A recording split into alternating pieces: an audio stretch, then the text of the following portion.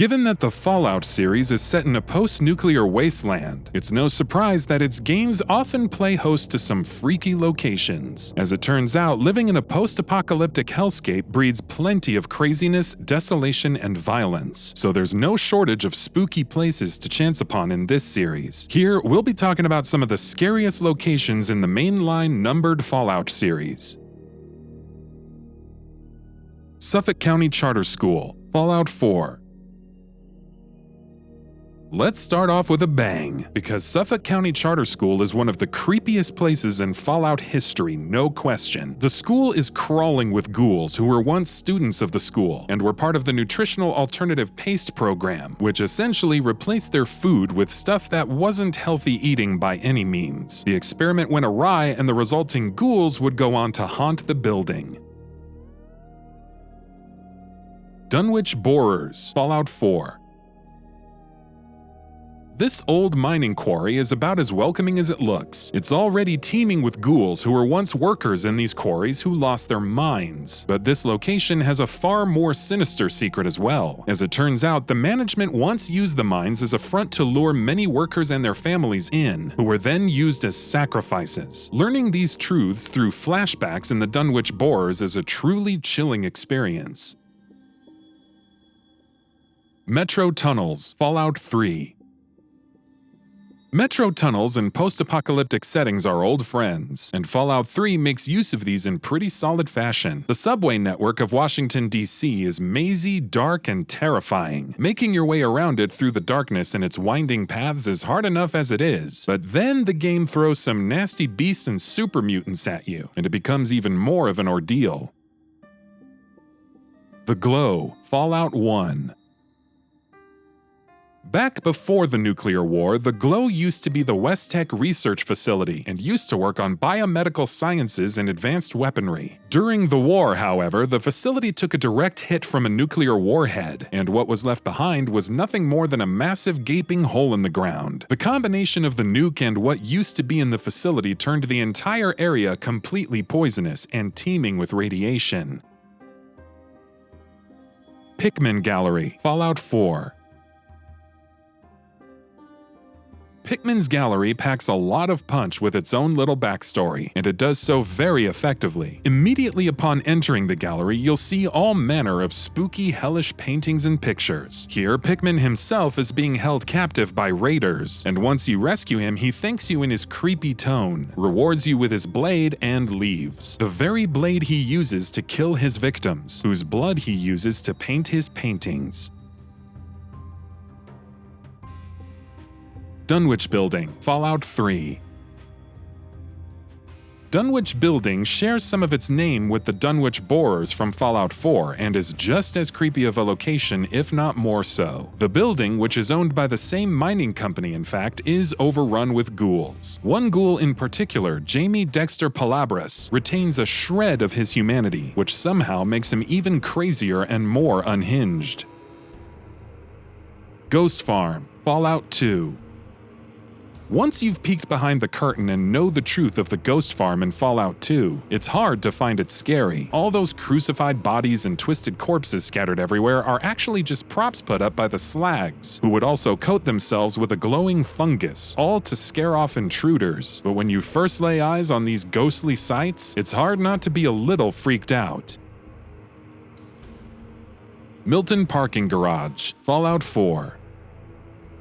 This unnamed parking building close to Milton General Hospital looks innocent enough from the outside, but its insides tell a completely different story. This place is a maze, an actual literal maze that eggs you on with the promise of precious loot at the end. But before you get through to the end, you have to get through its deadly obstacles, booby traps, ghouls, and whatnot. It's intense, to say the least.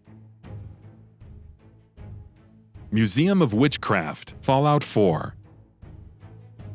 What's the one kind of enemy type that every Fallout player quivers to see? That's right, a Deathclaw. And the interiors of the Museum of Witchcraft are haunted by a Deathclaw. This beast will stalk you through its halls when you're inside the building, when there's already enough pressure on you to get the hell out of Dodge as it is. Add to that a healthy peppering of creepy-looking mannequins around every corner, and this place will sure get a few good spikes of fear out of you.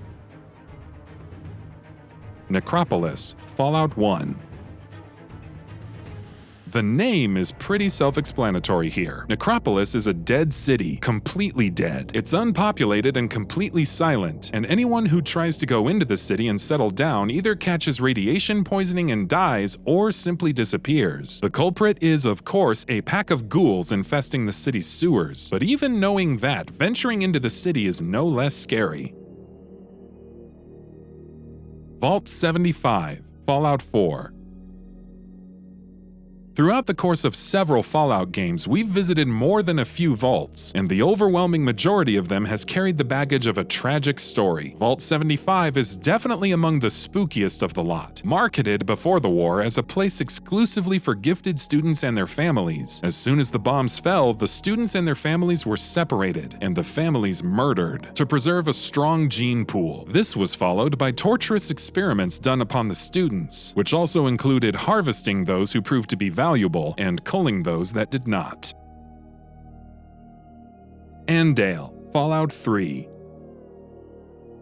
It's hard to think of a location more twisted than Fallout 3's ANDALE, once ruled for 4 families before the nuclear war. In the game, the town has fallen into ruin, with the families having turned completely inward-looking. This means procreating only within the town's population itself, which keeps decreasing the gene pool, and yet the procreating doesn't slow down, while ANDALE's residents also resort to cannibalism, carving up any outsiders for meat.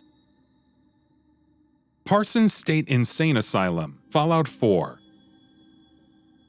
It's an insane asylum. That's a creepy enough location to visit in any game as it is, but doing so in a post-apocalyptic wasteland only makes it creepier. What makes it even worse is its backstory. Lorenzo Cabot, the patriarch of the family that built the asylum, was driven insane by a crown-like artifact that granted him telekinetic powers, which led to his children locking him up in an underground cell in his own asylum. Then they proceeded to use Lorenzo's blood to develop a serum that granted them longer lives. So yeah, not exactly a place you're gonna want to visit on a fine Sunday afternoon.